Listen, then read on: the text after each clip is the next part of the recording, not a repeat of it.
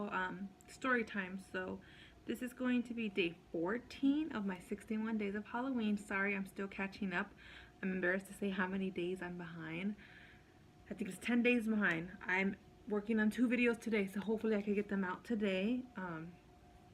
Work and the kids has been crazy, and it's so much harder than I thought it was going to be to catch up with these. So my kids are both sleeping, so I'm able to record right now. So that's what I'm doing, 2 videos back to back. I will be doing a little story time, something different. If you do end up liking these, go ahead and give me a thumbs up, subscribe, comment, and let me know.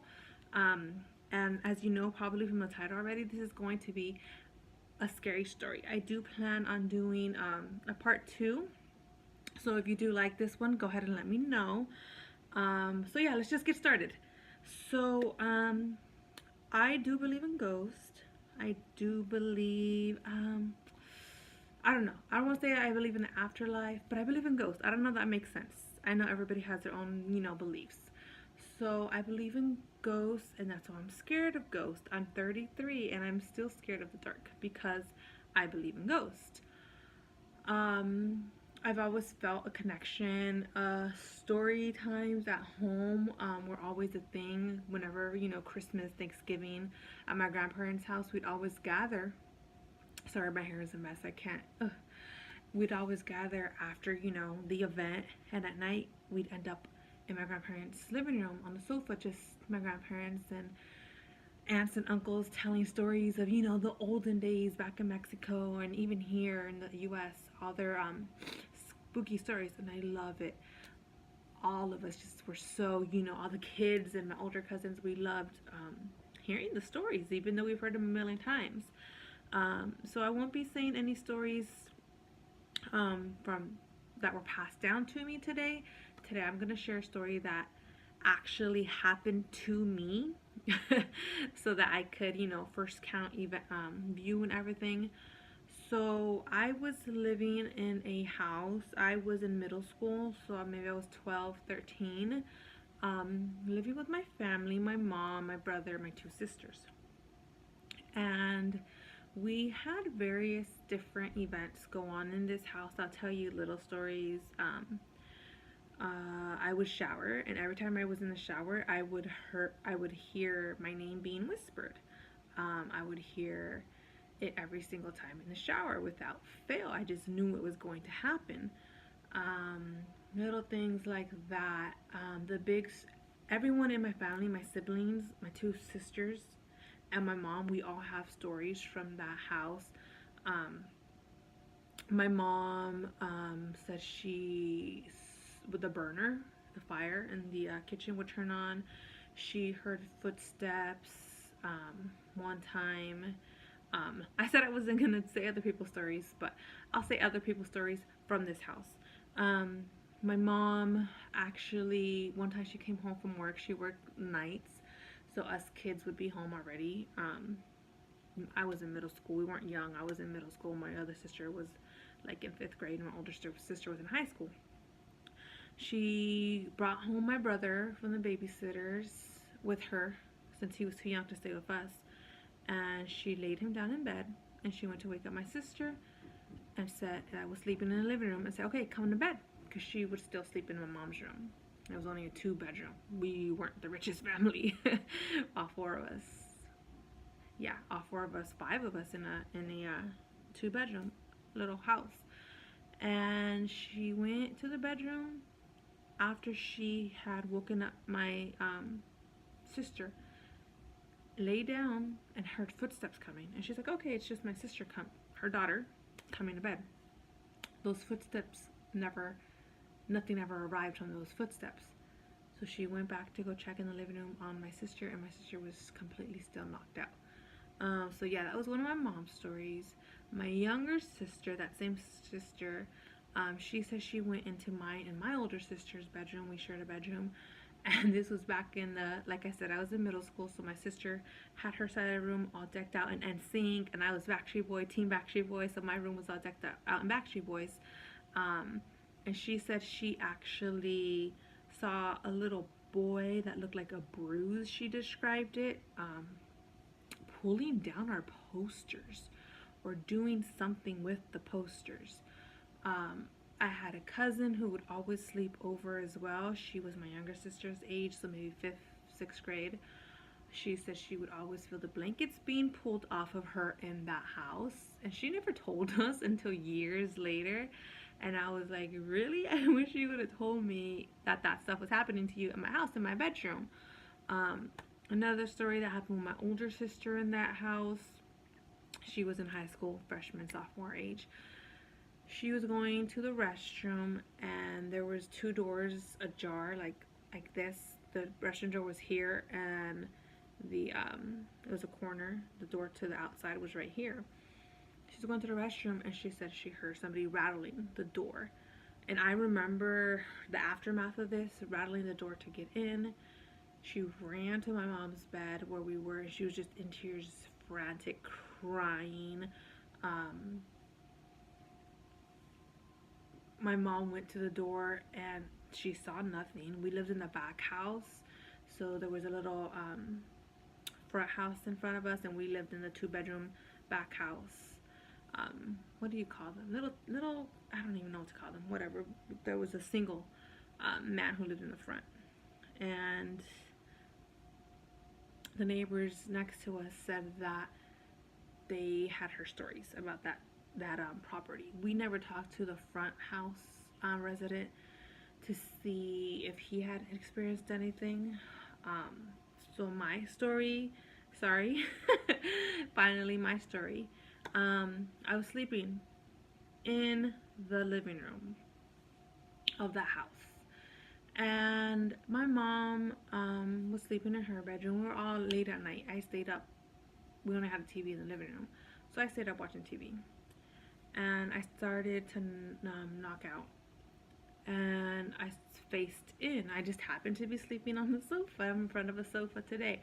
I was facing into the sofa when you lay down, you know, facing in.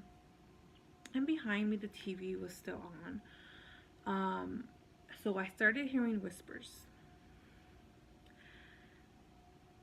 And in my head, I tried to play it off. Oh, it's just the TV. The TV is still on. But then I started hearing the whispers directly behind me and the TV, and that's when I freaked out.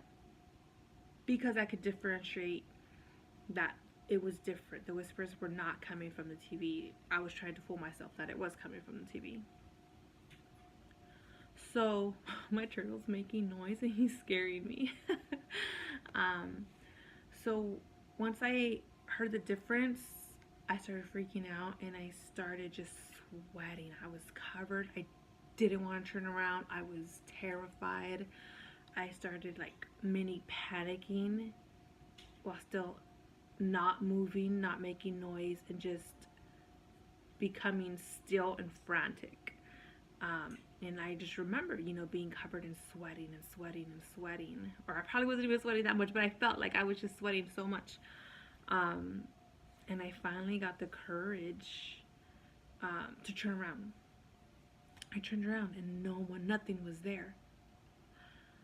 So I just turned back around and went to sleep again. And I don't remember if I heard the whispers again.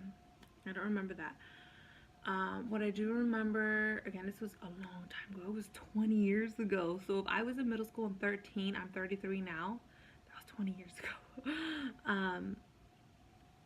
I remember turning back around, facing into the sofa.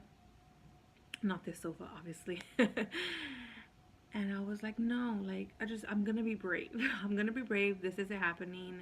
I guess I was thinking, if I give in to the fact that it is a ghost, I'll be more terrified than I already am. So I'm just gonna play it off as it was nothing. I wonder if a lot of people do that. And I turned back around. Let me just, you know, whatever. I'm safe. I'm fine. And the light turned on in the living room. Now, this isn't one of the switch lights.